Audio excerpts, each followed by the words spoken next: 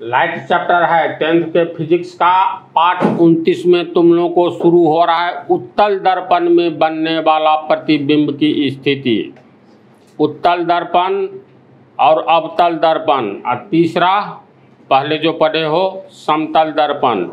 तीनों दर्पण को तू लोग रोज एक बार नहीं 25 बार देख रहा है, लेकिन अभी तक पहचान में नहीं आया होगा। खाली आंगन में घर में जो देखता होगा ना दर्पण, समतल दर्पण होता है। इसके बाद इससे तो रोज़ मुलाकात होती है, समतल दर्पण में अपना चेहरा देखते हो। लेकिन अवतल दर्पण और उत्तल दर्पण, तो अवतल दर्पण के उपयोग में बतला दिए हैं। मोटरसाइकिल का हेडलाइट देख लो, ये अवतल दर्पण है ना। मोटरसाइकिल है, कोई भी 4 चक्का है, बस है, ट्रक है, सबके आगे वाला हेडलाइट, भीतर वाला जिसमें बैठे हो सवारी गाड़ी में, भीतर में नहीं, आगे में जो रहता है हेडलाइट, जिसको रात में जलाते हैं तो आगे की ओर रोशनी जलती है, ये अवतल दर्पण का उदाहरण है। उत्तल दर्पण मोटरसाइकिल चलाने वाले इसमें से बहुत हो। मोटरसाइकिल का ये साइड मिरर होता है, उस पर तू लोग ढंग से ध्यान देना। ऐसे हाथ देना, ये प्लेन होता ही नहीं है, थोड़ा सा उठा हुआ लगेगा, इस टाइप का लगेगा। ढंग से तू बहुत ढंग से देखना, इस टाइप का उठा हुआ रहता है, ऐसा रहता है। तो मोटरसाइकिल का साइड मिरर जो है ये उत्तल दर्पण का उदाहरण है। तो किसी भी उत्तल दर्पण में प्रतिबिंब एक ही ढंग से बनता है। अवतल दर्पण में तो पढ़े हो, पोल पर बिंब को रखेंगे तो पोल के पीछे सटा हुआ बनेगा। फोकस पर कहाँ बनेगा, फोकस और वक्रता केंद्र पर कहाँ बनेगा, अलग अलग 5-6 तरह की स्थिति होती है। लेकिन कन्वेक्स मिरर उत्तल दर्पण में एक ही तरह की स्थिति हमेशा होती है। हमेशा काल्पनिक प्रतिबिंब ही बनता है, वास्तविक प्रतिबिंब इसमें बनता ही नहीं है उत्तल दर्पण में। और काल्पनिक प्रतिबिंब याद रखना हमेशा सीधा होता है, और काल्पनिक वास्तविक प्रतिबिंब हमेशा उल्टा होगा, और काल्पनिक प्रतिबिंब हमेशा सीधा होगा। तो इस बात को भी हम नोट के रूप में लिख ही देते हैं, समझा ना। तब नीचे टॉपिक रहेगा उत्तल दर्पण में बनने वाला प्रतिबिंब। ये अति आवश्यक बात, इसको समझो, जिसको हम लोग नोट कहते हैं।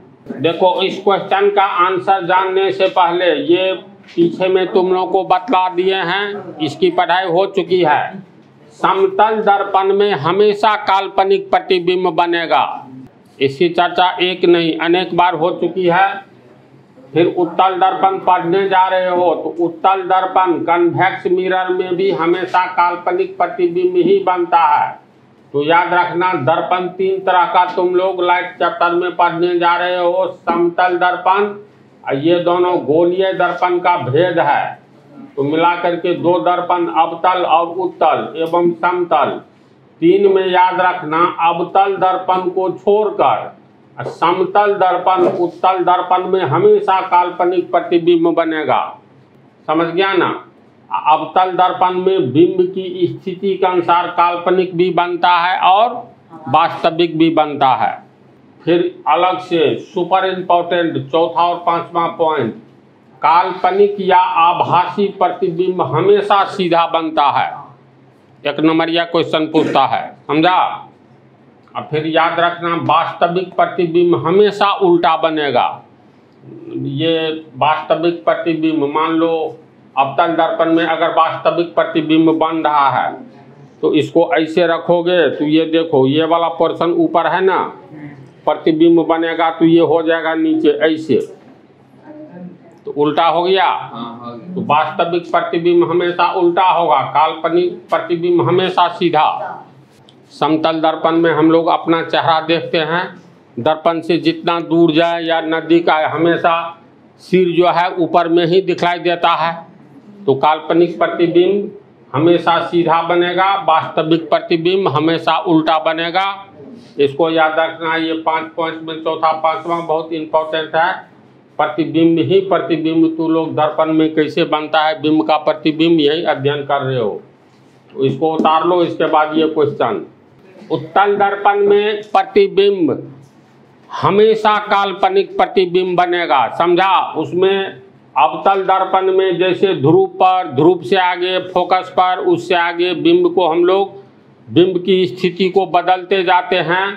तो उत्तल दर्पण में बिंब की स्थिति बदलोगे तो कोई अंतर नहीं पड़ेगा, हमेशा काल्पनिक प्रतिबिंब ही बनेगा। तो तुम लोग को इसमें सबसे ज़्यादा ज़रूरी है फिगर कैसे बनाओगे, इस पर दिमाग को फोकस करो।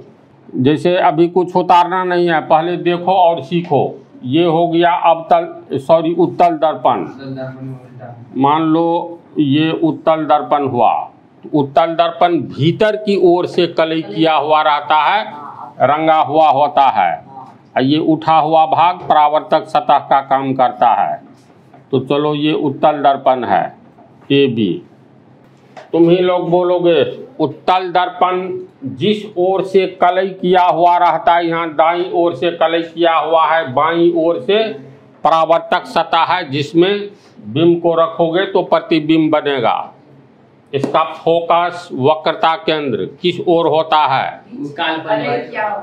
जिस ओर कलई किया हुआ रहता है उस ओर होता है, क्योंकि उत्तल दर्पण जिस गोले का अंग है उस गोले का केंद्र कहीं न कहीं होगा। मान लेते हैं यहाँ पर है, तो इसका मध्य बिंदु पोल होगा। तो ये हो गया पोल, ये वक्रता केंद्र। दोनों को मिलाने वाली रेखा वक्रता त्रिज्या होती है, और इसे प्रिंसिपल एक्सिस भी कहते हैं, मुख्य अक्ष, जिसको हम लोग आगे की ओर अनंत तक बढ़ा सकते हैं और पीछे की ओर भी अनंत तक बढ़ा सकते हैं, है ना। तो मुख्य अक्ष को हमेशा पूरी लाइन में दिखलाना, और काल्पनिक के लिए आपतित किरण, परावर्तित किरण काल्पनिक रूप में दिखलाएंगे तो टूटी हुई रेखा में, यानी कटी हुई रेखा में। अब यहाँ पर जैसे इसका बीच वाला ये हो गया मध्य बिंदु फोकस, इतनी जानकारी हर हाल में रखना है। अब मान लो हम लोग इसको बिंब समझ लो, यहाँ रखेंगे तो पर भी दर्पण के भीतर बनेगा, यानी काल्पनिक बनेगा। कहीं भी तू रखोगे, समझा ना, इसका प्रतिबिंब हमेशा काल्पनिक ही दर्पण के पीछे ही बनेगा। वर्चुअल इमेज, इसमें वास्तविक बनता ही नहीं है। तो जहाँ भी रखोगे एक ही टाइप की बात होगी। इसका प्रतिबिंब कैसे बनेगा ध्यान से देखते जाओ। जैसे मान लो ये तुमको बिंब है, कोई वस्तु है, इसका प्रतिबिंब दर्पण में कहाँ बनेगा? तो ये ए बी बिंब हो गया। तो फिर इसमें याद करो किरणें किस ढंग से परावर्तित होती है। तो ये तो हो गया मुख्य अक्ष, प्रिंसिपल एक्सिस हुआ। प्रिंसिपल एक्सिस के समानांतर शीर्ष से एक किरण लेंगे तो बतलाओ ये आपतित किरण किस ढंग से ये परावर्तित होगी? ये यहाँ है, फोकस से परावर्तित होगी। इसमें हमको मालूम है कैसे हो। बोलो किरण कैसे कैसे परावर्तित होगी, इसके लिए अलग से एक पाठ में बतलाया है। इसको भूलोगे तो अनर्थ हो जाएगा। ये तो हो गया पूजा कराने जाओ, अगर पंडित जी हो सब मंत्र भुला गया तो कैसे पूजा कराओगे, ये वाली बात हो जाएगी। इसलिए किरण कैसे आपतित होकर कैसे परावर्तित होती है इसको कभी भूलना नहीं है। अवतल दर्पण में मुख्य अक्ष के समानांतर, ऐसे याद रखना, उत्तल की बात को अवतल से मिला करके देखना। अवतल दर्पण में भीतर वाला भाग परावर्तक सतह रहता है और उठा हुआ भाग रंगा हुआ रहता है। तो अवतल दर्पण की बात को इसमें उल्टा देना है। ये फोकस है, मान लो ये वक्रता केंद्र है। तो मुख्य अक्ष के समानांतर आने वाली किरणें, अवतल दर्पण की बात मैं बोल रहा हूँ, मुख्य अक्ष के समानांतर आने वाली किरणें परावर्तन के बाद फोकस से गुजरती है। तो इसमें वास्तव में गुजरती है, समझा। अवतल में, उत्तल में क्या होता है, मुख्य अक्ष के समानांतर आने वाली किरणें परावर्तन के बाद फोकस से दर्पण को चीर करके नहीं किरण जाएगी। तो ऐसा प्रतीत होगा, ये जो परावर्तित होगी तो फोकस से आती हुई प्रतीत होगी। तो यहाँ तक चित्र खींचना है, इसके बाद पहले नहीं परावर्तित किरण दिखलाना है, बल्कि ये आपतन बिंदु जो है इसको आप फोकस को डॉट डॉट से ऐसे मिलाएंगे, समझ गया। ये तुमको फोकस से होती हुई, फोकस से आती हुई प्रतीत होगी। अब इसको बिल्कुल सीधे की ओर बढ़ा दो, लगभग ठीक है ना, ऐसे परावर्तित होगी। अब ध्यान से सुनो तो, ये आपतित किरण हो गया, जो आ रही है उसे आपतित किरण कहते हैं। दर्पण पर टकराने, ये टकरा कर लौट रही है तो परावर्तित किरण। ध्यान दो, मुख्य अक्ष के समानांतर आने वाली किरणें उत्तल दर्पण में परावर्तन के बाद यहाँ आँख रखोगे ना तो लगेगा इस बिंदु से आ रहा है, यानी मुख्य अक्ष के समानांतर आने वाली किरणें परावर्तन के बाद फोकस से आती हुई प्रतीत होती है। पंक्ति को समझा? हाँ समझ गए। फोकस से आती नहीं है बल्कि आती हुई प्रतीत होती। यहाँ आँख रखोगे लगेगा ये किरण जो है ना यहाँ से आ रही है, इसका मतलब फोकस से आती हुई प्रतीत होती है। तो एक तो ऐसे दिखलाएंगे, दूसरा किरण कहाँ से लेंगे? तो दूसरा किरण पुनः शीर्ष से ही लेंगे।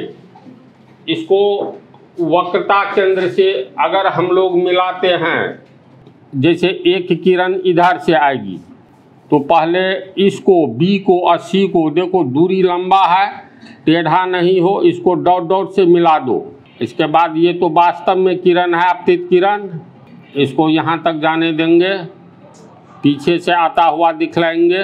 अब ध्यान से देखो, ये जो इसके शीर्ष से ये किरण किधर जाती हुई लग रही है? तो वक्रता केंद्र की ओर, उसी मार्ग बिल्कुल सीधा है। तो जो किरणें उत्तल दर्पण में वक्रता केंद्र की दिशा में जाती हुई लग रही है, यहाँ तक जाती नहीं है लेकिन यहाँ से ऐसा लग रहा है ना, जो ये किधर जा रही है? तो वक्रता केंद्र की ओर जा रही है ना, ऐसी बात। तो यहाँ तो दर्पण है, अब यहाँ से टकरा करके लौटेगी। तो इससे पहले बतला दिए हैं, उत्तल दर्पण में वक्रता केंद्र की दिशा में जाने वाली किरणें, ये तो लंब हो गया ना, वक्रता केंद्र को दर्पण के परावर्तक सतह से मिलाओगे तो वो लंब होता है, पहले भी बतला दिए हैं। तो उत्तल दर्पण में वक्रता केंद्र की दिशा में जाने वाली किरणों का परावर्तन, यानी यहीं से लौटेगा, परावर्तन पुनः अपने ही मार्ग पर हो जाती है ना, ऐसी बात। तो अब ये परावर्तित किरणें ऐसा लगेगा, ये लगेगा जो वक्रता केंद्र से आती हुई प्रतीत होती है, और ये किरणें समानांतर वाली ये लगेगा फोकस से आती हुई प्रतीत होती है।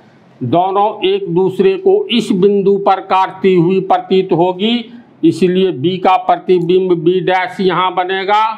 ए का ये भी तो एक किरण है जो वक्रता केंद्र की ओर जा रहा है, तो परावर्तन के बाद पुनः अपने ही पथ पर लौटेगी।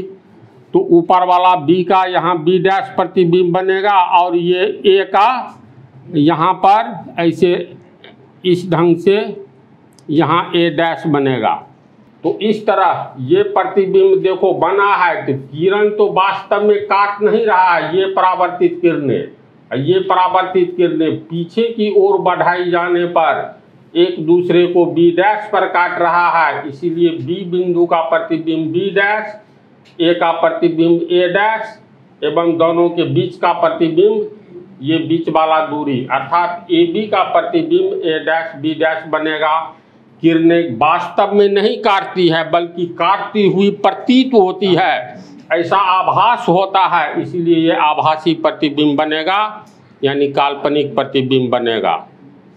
कहीं भी बिंब को रखोगे तो सेम कंडीशन होता है, चाहे तू यहाँ रखो जहाँ भी रखोगे, अनंत और दर्पण के बीच में अगर हम उत्तल दर्पण में बिंब को रखेंगे तो प्रतिबिंब हमेशा पोल और फोकस के बीच में बनेगा। पहली बात, अगर हम इस बिंब को पीछे की ओर ले जाएंगे तो ये प्रतिबिंब जो है, ये एफ है ना, फोकस की ओर जाएगा, बढ़ता हुआ लगेगा। मान लो इसको हम लोग दर्पण की ओर ले जाएंगे तो ये प्रतिबिंब दर्पण के ओर आता हुआ प्रतीत होगा। अगर दर्पण से दूर ले जाएंगे तो ये फोकस की ओर चलता हुआ यानी बनता हुआ प्रतीत होगा, समझा। लेकिन अनंत और दर्पण के बीच में कहीं भी बिंब रखोगे तो पोल और फोकस के ही बीच बनेगा। जब अनंत पर रखेंगे तब फोकस पर बनेगा, लेकिन फोकस से आगे कभी नहीं बनेगा। इसमें इतनी ही जानकारी चाहिए। अलग अलग स्थान बदलने पर अलग अलग प्रतिबिंब नहीं बनता है। तो उत्तल दर्पण में प्रतिबिंब कैसे बनता है, तो इसको अपने से इस चित्र को बना लोगे ना। तो चित्र बनाने में यही सबसे बड़ी बात, इस पर ध्यान रखना है। जो आपतित किरण दिखलाओगे ना, तो पहले इसको फोकस से डॉट डॉट करके मिला लो। मिला लिया तब इस सरल रेखा को अचानक आगे की ओर सीधे बढ़ा दो। इसमें ये बिंदु ध्यान में रखना है। और शीर्ष को वक्रता केंद्र से मिलाएंगे सीधी सरल रेखा के द्वारा, जिसमें दर्पण के कलई को किया हुआ इस ओर डॉट डॉट के रूप में इससे पहले किरण को पूरा दिखलाएंगे। तो इसको समझा, इसको हम लिखने जा रहे हैं। तो लोग इसको उतार लो, सब बात बतला दिए हैं। इसमें याद रखने वाली बात यह है, चित्र को हमेशा कैसे बनाएंगे इस पर जरूर याद रखना। ऐसे खींच करके एकाएक ऐसे करोगे, हो सकता है फोकस से मिलाओगे आपतन बिंदु को तो टेढ़ा हो जाएगा। आपतित किरण को दिखलाओगे तो आपतन बिंदु फोकस को पहले डॉट डॉट से मिला करके तब एक सीधी सरल रेखा खींचेंगे।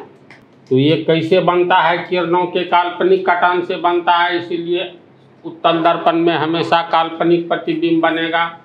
उत्तल दर्पण में दर्पण से बिंब जैसे जैसे दूर होती जाएगी, ये दर्पण है, ये बिंब जैसे जैसे दूर होती जाएगी उसका प्रतिबिंब फोकस की ओर खिसकता जाएगा। ये फोकस की ओर खिसकता जाएगा। जब हम लोग बिंब को पीछे की ओर ले जाएंगे तो बनने वाला प्रतिबिंब फोकस की ओर खिसकेगा। अगर बिंब को हम लोग दर्पण की तरफ लेते जाएंगे तो प्रतिबिंब भी दर्पण की तरफ आता हुआ नजर आएगा। कहीं भी बिंब रखेंगे तो प्रतिबिंब पोल और फोकस के बीच ही रखेगा।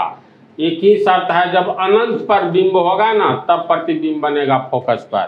तो अनंत पर बिंब रहेगा तो फोकस पर बनेगा। ये बात अगले पार्ट में बतला देंगे। और अगले ही पार्ट में चिन्ह परिपाटी अर्थ ये हुआ, जो दर्पण से दाईं ओर हम लोग प्लस चिन्ह लेंगे कि बाईं ओर, क्या नियम है, इस नियम का डिस्कशन पार्ट 30 में।